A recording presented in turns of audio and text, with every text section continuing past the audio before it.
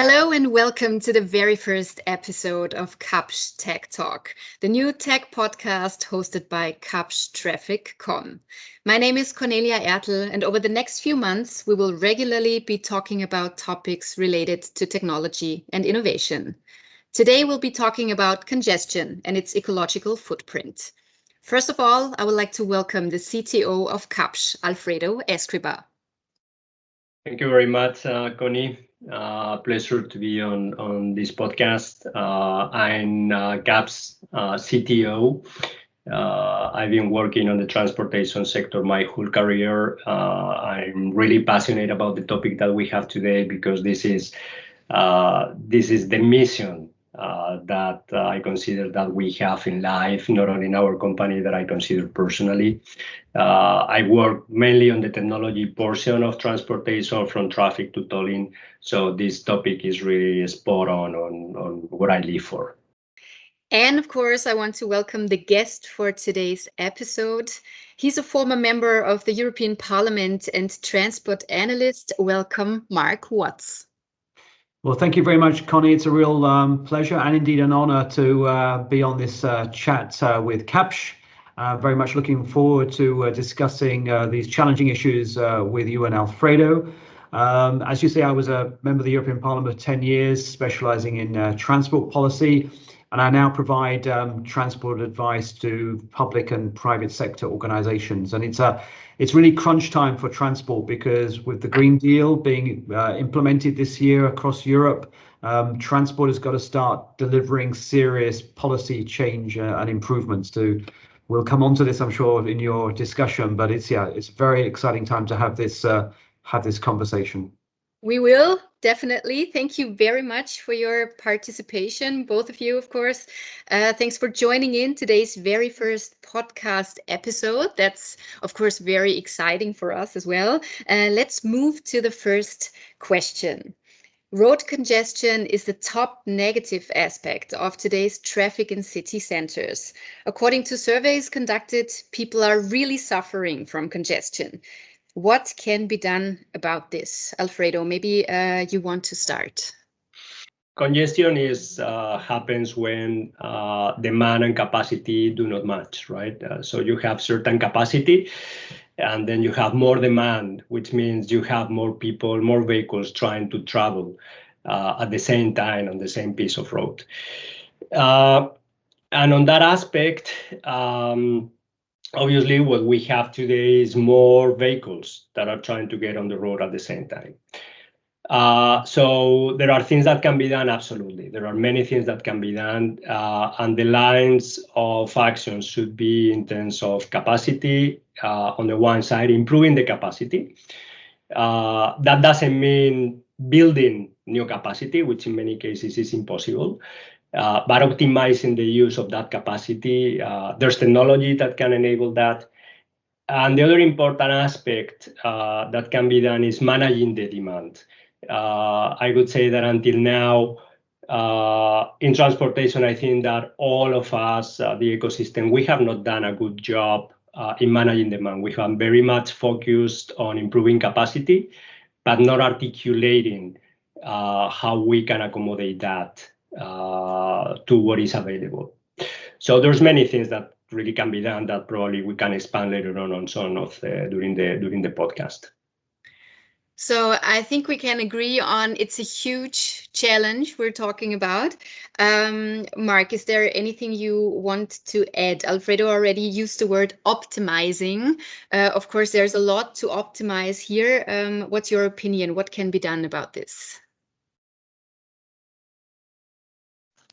Well, I think we need a real system change here. And I think Alfredo's already touched on that we must get much better at optimizing the existing capacity we have. It's incredibly inefficient. I mean, congestion is a sign of failure, policy failure, traffic management failure, city failure. I mean, it's no wonder most Europeans think it's one of the biggest problems that they face every day of our lives. We sit in traffic jams, not just for minutes, but in some cases for hours. I mean, what a waste of time, energy, money, and the impact, of course, will come onto this, the environment. So we need a whole system change for society to basically say we must rid ourselves of this unnecessary burden on our lives.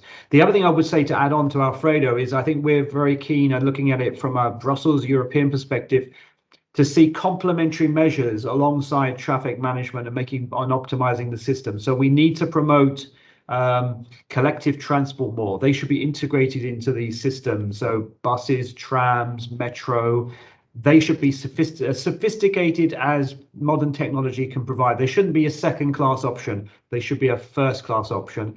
And the second thing I think we need to find more focus on, particularly after COVID, as we emerge from COVID, is active travel mode. So encourage more cycling and walking in particular. And all that system needs to be integrated so our cities can breathe again, they can live again and be wonderful places to work and to shop and indeed to live. You know, this is a very exciting opportunity for us, but you know, at the moment we're going in the wrong direction. So this is the year we have to make that real dramatic change in policy. There are a number of negative aspects of road congestion, such as delays, increasing air pollution, health problems, just to name a few. Cities in Europe, the US, and Latin America have started several initiatives to combat congestion. What have they done? Can you maybe give us some examples? Yeah, I think there are. Let me put it this way. I think that there are some things that have been done. What keeps me a little bit optimistic is that I see that there are many cities that are now really starting to tackle some of these things. So probably we can talk not only of what has happened already, but also what different cities are planning to do. So for instance, when you look into Europe, which has been always compared to the US, much more about public transport, that is something that obviously in Europe has worked pretty well. I think there are cities as well that are promoting now more the e-mobility. I mean, during this pandemic time, you have seen the growth in many places and the importance that, for instance, bicycles have been promoted in many cities. I think that definitely that is the right way to go. We can see as well in Europe different initiatives popping up in many different places. At least there is some interest on starting to set some cleaner zones that will restrict the access to downtown. However, that cannot be the only measure, right? Because you might restrict the access, but if you don't complement that to some of the things that Mark was mentioning before, like making public transport more accessible to everybody and providing the quality and the convenience, it will fail. You will simply move the problem to other part of the city, right?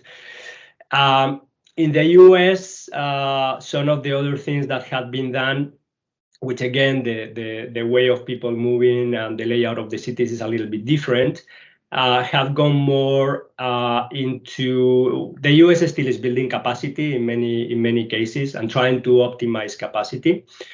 Some of the things that are happening in many places in the US are associated to some early stages of demand management using, for instance, dynamic pricing in managed lanes, where you try to couple the price with the level of congestion and try to mitigate and disincentivize people to use the road at any given time. And I think that is working pretty well. Again, I would say still in early stages because I think it can be more ambitious. And then you have as well other examples in places in Latin America. For instance, the city of Buenos Aires took a very mixed of infrastructure and technology approach, which I think is very interesting to look into. They heavily promoted the use of bicycles. So they build kilometers and kilometers of bicycle lanes that are heavily being used in the city. So I would consider that a big success. And at the same time, they took a technological approach, very data-centric, really knowing what was happening in the city, sharing information with users, etc. So probably it's a good example as well to follow. Mark, Alfredo has mentioned several examples already. Do you have any additional use cases for us? Well, I think I definitely agree with Alfredo, and I think the lesson we've learned now after sort of 10 or 20 years of building on some of the early traffic management schemes, early charging schemes, including, for example, one in the city I'm from, London, which has been a very successful charging scheme, that these schemes can make a big and positive impact, particularly if they're applied, as Alfredo said, in a holistic way. So we involve the whole city. We don't exclude people that will use public transport. I'm very passionate about people with reduced mobilities to make sure everyone can benefit from these measures rather than being a disadvantage. But we've tried the voluntary route, the softly route. We're waiting for cities to sign up for these measures, and I'm afraid they haven't. You know, there are some exceptions that Fredo mentioned. I would argue they're exceptions rather than the rule. And the result has been most cities haven't done enough fast enough so that they are more congested. We already touched that. But like the other concern I have is CO2 emissions. We're all worried about CO2 emissions. Since 1990, they've increased across Europe at least by 30%. CO2 emissions for transport, whilst every other sector has cut emissions by 30%. So we're going backwards, not forward. So I think my view is the time has come for the EU and maybe global regulators, and we have a new administration in the US, to at least set best practice targets, if not mandatory requirements. You know, that I think it would help cities if we had a regulatory framework within which we could operate. I mean, no one wants to tell a city what to do, but it's not the way we're currently running our policy is not working. Alfredo, in your opinion, what are the main levers to pull to change the negative impact of congestion? Are there, for example, investment in public transport, investment in e-mobility, investment in digital traffic management tools? A few of them already have been mentioned, but maybe there are a few more that come to mind. Well, as I said at the beginning, for me, it's all of the above. I don't think that in any place there is one single magic bullet that will solve it all. It's kind of what we were saying with congestion charging. You can implement or cleaner zones, you can implement that, but if you don't improve the public transit, if you don't create the options for the people that now you are asking not to use their private vehicle, it will not work. So you need to create kind of a holistic view, a holistic plan of different measures. I think that also when we implement some of these things, it is very important to talk about equity redistribution, right? Because you cannot charge people that cannot pay for transportation. So that is something very important, and the redistribution of what you collect on one place and put it on the other place. So it's a whole set of policies. I think that any given city that really is serious about implementing this needs to take this holistic approach. And it's a combination of public transit, it's a combination of technology for traffic management. I mean, I still can give many examples of many places where even the traffic lights coordination is so poor. That is very simple to be solved, and technology is available today. You can do a much better job. We have been experimenting with things like disseminating a recommended speed while you drive in arterials where you have traffic lights. It is demonstrated that you can reduce emissions 20% if people follow your recommendation. That is no cost. That again, the cost of that is neglectable, right? So yes, combination of infrastructure, combination of outreach, promoting e-mobility, facilitating private companies to be able to build those businesses around, and a combination of technology. There is one other point that on all this context as well of congestion, it goes a little bit more on the urban planning kind of thinking, which is the accessibility. I think that the other thing that needs to be done in the context of cities is bringing the services closer to where the citizens are. If we continue creating and building the services, all of them concentrating in downtown, the problem will become more and more difficult because cities are going to continue growing. So this is the other aspect that I would add to what you were saying on the different options is accessibility, bringing the services, the hospitals, schools, the companies where the enterprises are, etc., closer to where people is living. Of course, it's also very difficult to compare traffic standards one to another, so different countries to another. Mark, what are the main levers you want to add? Well, I think building on what Alfredo says, he used the term a holistic approach, and I think that's exactly the right approach. We need to use all the tools in the toolbox to try and address these problems, and there are a whole range of them.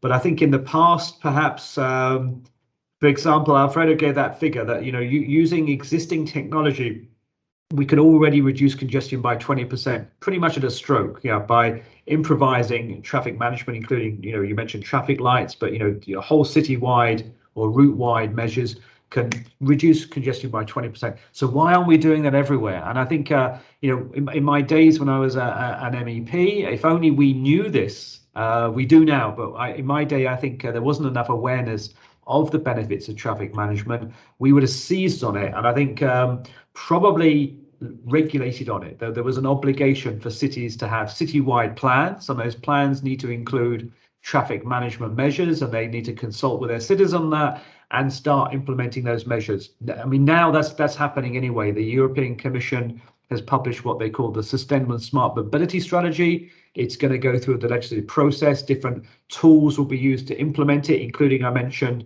before, 100 cities across Europe with zero emissions by 2030. So cities are I think many cities will now want to leap at the opportunities.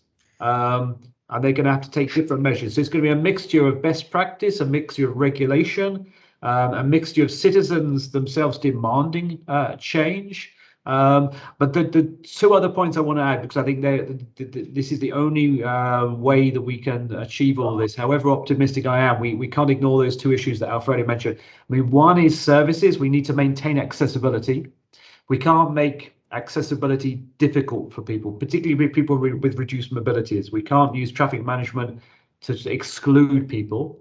The other one he mentioned was pricing. We do want pricing to better reflect the cost, but not to disadvantage some of the poorest in the community. So, for example, the rural people from poorer areas who maybe have no alternative to driving in. We know we've made mistakes in the past by burdening them with price, and that's alienating a lot of people from rural areas. We need to take them with us. So again, we need a holistic solution. It's not easy, but some of these global challenges are never easy, but they're not impossible either. Moving to the last question of today's episode. Do you have any advice for cities that are thinking of implementing congestion initiatives? I would probably give the following message. The first one is, please do it. Go for it. It takes courage and it takes leadership. And that is what is expected, right? On the one side. Second, take this holistic approach. I think is key to make it successful, which includes, as we were discussing as well, the social impact and how you will redistribute equity, which is super important in everything that we talk about transportation. And the third one is make sure that you make funding available. I think this is very important, which is a point that we did not touch until now. And especially when you talk with smaller cities, big cities is relatively easier, right? They have the funding, they move a lot of money. But when you start talking about mid-sized cities that depend in some cases, for instance, in the US, from federal funding, I think you need to create the mechanisms to secure the funding and make it available to be properly spent in these initiatives. Mark, may I pass the question on to you? What would be your advice? I quite like the European Union's plan that we should actually say to cities, come on, we're all in this together. everyone adopts a sustainable urban mobility plan by 2030. How are you going to reduce your emissions? In some cases, over 100, expecting to go net zero by 2030. I think a plan would focus their minds, particularly if we do it all together, because it would, I think, ensure best practice was disseminated and shared. Will be leadership at a European level and city level. We will involve the citizens in those active travel plans across the cities, looking at all the tools and options we've talked about, including traffic management, but better public transport, better facilities for cycling and walking. So I think that's the very simple thing we could do. Throw down the gauntlet, set the challenge for cities. Everyone needs to complete sustainable urban travel plans by 2030. And then, as Alfredo says, let's not be unrealistic. They're going to need money to then implement these plans. But I think that's where we just have to have that conversation with the public. Not doing anything is costing more. I mean, that's the truth. That's the reality. That's the irony. If we do nothing for the next 10 years, the bill is going to be enormous. It has been for the last 10 years. So we need a way of creating that new financial reality, that people realize the cost of congestion, the cost of pollution, the cost of CO2 emissions, and start factoring that in the amount we invest in cities. When I've been involved in transport for a long time, and transport is normally at the bottom of the pile when it comes to federal funding in the US or in the EU. That's wrong, absolutely wrong. That's got to change. Priority must be given to some of the most pressing issues in our in society, and we heard earlier, top of the list for many people is congestion. So it needs to be given more financial priority by those that control the public purse. So that would be my view, that create the plans, create the expectation that we'll deliver them, and then the pressure will be on public authorities to fund them in a way that within 10 years would more than pay for itself. Thank you very much, Mark Watts, for your input, for your opinion, and of course your participation. Also a big thank you to the CTO of Kapsch, Alfredo Escriba. And of course, thank you very much to all the listeners to today's very first episode of Kapsch Tech Talk. You can find Alfredo Escriba and our guest of today's episode, Mark Watts, on LinkedIn if you want to stay in touch. My name is Cornelia Ertl. Thank you very much again, and stay tuned for our next episode of the Kapsch Tech Talk.